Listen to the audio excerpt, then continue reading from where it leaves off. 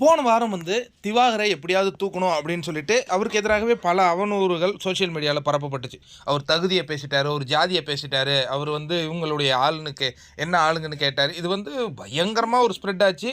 அதுவே அவர் வெளியேறுவதற்கு ஒரு காரணமாகவும் அமைஞ்சுது. இந்த வாரம் அந்த இந்த அஜெண்டா கும்பலுக்கு டார்கெட் வந்து வினோத்தாக தான் இருந்தார். அவர் வந்து அரோரா சின்க்ளேரை அத்துமீறி தொடுகிறார், அவர் வந்து கட்டி பிடிக்கிறார், இது மாதிரி பண்ணுறார் அப்படிங்கிற மாதிரி பல விஷயங்கள் அதை ஸ்ப்ரெட் பண்ணிகிட்டே இருந்தாங்க. இப்போ அதுக்கு அரோராவே பதில் சொல்லியிருக்காங்கங்க.